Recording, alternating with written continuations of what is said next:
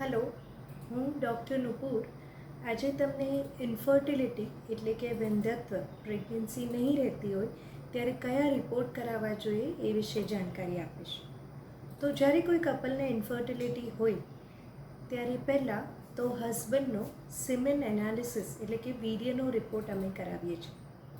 આ સિમેન એનાલિસિસના રિપોર્ટમાં વીર્યમાં પુરુષ બીજની સંખ્યા, ગતિ, કાઉન્ટ અને મોટિલિટી એ ઉપરાંત મોર્ફોલોજી એટલે કે એનો આકાર નોર્મલ યોગ્ય છે કે નહીં એટલો આપણને ખ્યાલ આવે છે. જો સિમેન એનાલિસિસમાં પુરુષ બીજની સંખ્યા, ગતિ અને આકાર બરાબર હોય તો હસબન્ડમાં આગળ વધારે રિપોર્ટ કરાવવાની લગભગ જરૂર હોતી નથી. આ રિપોર્ટ ખાસ કરીને જ્યારે આગલા 3 થી 5 દિવસમાં સંબંધ નહીં રહ્યો હોય, 3 થી 5 દિવસનો ગેપ હોય, ઇન્ટરકોર્સ નહીં થયો હોય ત્યારે કરાવીએ તો એ રિપોર્ટ બરાબર આવે છે.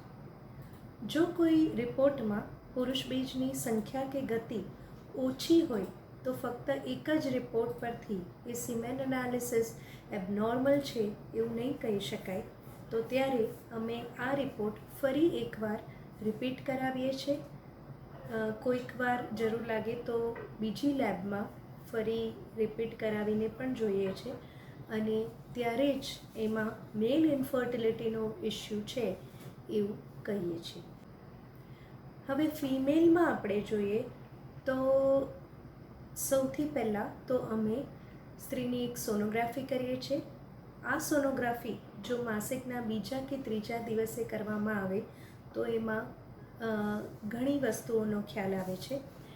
એટલે માસિકના બીજા કે ત્રીજા દિવસે અમે ટ્રાન્સવજાઇનલ સોનોગ્રાફી એટલે કે માસિકના રસ્તે સોનોગ્રાફી કરીને જોઈએ છે. એક તો સોનોગ્રાફીમાં આપણને ગર્ભાશયનો ખ્યાલ આવે છે, ગર્ભાશયમાં કોઈ ગાંઠ, સોજો નથી એ વિશે ખ્યાલ આવે છે, ગર્ભાશયનો આકાર નોર્મલ છે કે નહીં તે ખબર પડે છે. બીજું, સોનોગ્રાફીમાં આપણને ઓવરીઝ એટલે કે અંડાશયનો ખ્યાલ આવે છે. એ ઓવરીઝમાં કેટલા સ્ત્રીબીજ છે, એમાં સ્ત્રીબીજની સંખ્યા કેવી છે, એ ઓવરીની, એ સ્ત્રીની સ્ત્રીબીજ બનવાની ક્ષમતા કેવી છે એનો આપણને ખ્યાલ આવે છે. કોઈ વાર ઓવરીમાં સિમ્પલ પાણીની ગાંઠ, કોઈને ચોકલેટ સિસ્ટ કે બીજી એવી કોઈ પણ પ્રકારની ગાંઠ કે તકલીફ હોય તો સોનોગ્રાફીમાં ખબર પડી જાય છે. નળીઓ સોનોગ્રાફીમાં જોઈ શકાતી નથી, એ ખૂબ જ પાતળી હોય છે. પરંતુ જ્યારે એમાં પાણીનો ભરાવો થાય કે કોઈ બી કારણસર એનામાં પર સોજો હોય કે એબનોર્મલી ડાયલેટેડ મોટી થઈ ગયું હોય તો આપણને એ સોનોગ્રાફીમાં દેખાય છે. આ ઉપરાંત ગર્ભાશયનું મુખ એટલે કે સર્વિક્સ પણ સોનોગ્રાફીમાં દેખાઈ શકે છે. ગર્ભાશયનું મુખ નાનું હોય કે એમાં બીજી કોઈ પણ તકલીફ હોય તો સોનોગ્રાફી દ્વારા એનો આપણને ખ્યાલ આવે છે. સોનોગ્રાફીમાં એ યુટ્રસ અને ઓવરીની મોબિલિટી કેવી છે એનો પણ આપણને ખ્યાલ આવે છે. કોઈ વાર ગર્ભાશય કે અંડાશય કોઈ કારણોસર કોઈ રોગને લીધે ચોંટેલા હોય તો સોનોગ્રાફીમાં એની મોબિલિટી રિસ્ટ્રિક્ટ થઈ જાય છે, જેથી આપણને એ અમુક પ્રકારના જેમ કે એન્ડોમેટ્રિયોસિસ જેવા રોગનો પણ ખ્યાલ આવી શકે છે. હવે સોનોગ્રાફી પરથી અમે ફિમેલમાં, વાઇફમાં હોર્મોનના રિપોર્ટ્સ કરાવતા હોઈએ છીએ.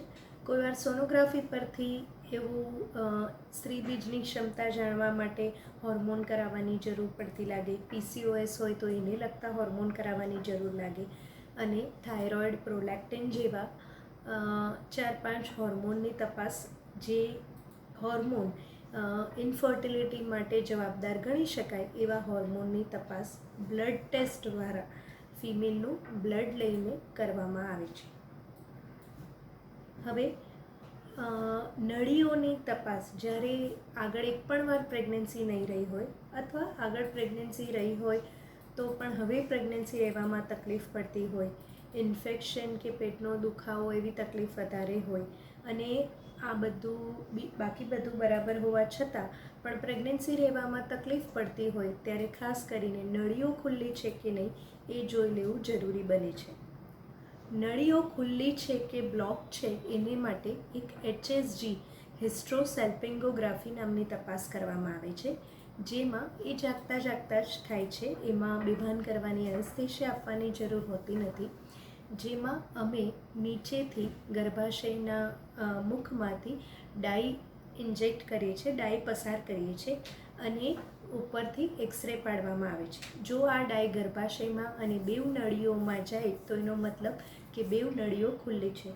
જો કોઈક નળી કોઈક સ્થાનેથી બંધ એટલે કે બ્લોક હોય તો એ ડાઈ આગળ ત્યાંથી જઈ શકતી નથી, જેના દ્વારા ખ્યાલ આવે છે કે નળીઓ ખુલ્લી છે કે બંધ. તો મુખ્ય તપાસોમાં ફિમેલની સોનોગ્રાફી, નળીની તપાસ એટલે કે HSG ટેસ્ટ, હોર્મોનના ટેસ્ટ અને હસબન્ડમાં સિમેન એનાલિસિસ, આટલી ટેસ્ટ ખૂબ જ જરૂરી બની છે. કોઈ વાર કારણ પકડાતું નહીં હોય અથવા તો ફિમેલ HSG કરાવવા ઈચ્છતી નહીં હોય અથવા ઘણી ટ્રાય કરવા છતાં પણ પ્રેગ્નન્સી નથી રહેતી અથવા જોડે કંઈક ઓપરેટિવ વર્ક પણ કરવું પડે એવું હોય ત્યારે અમે હિસ્ટ્રોલેપ્રોસ્કોપી નામની તપાસ કરીએ છીએ, જે એક દૂરબીનની તપાસ છે.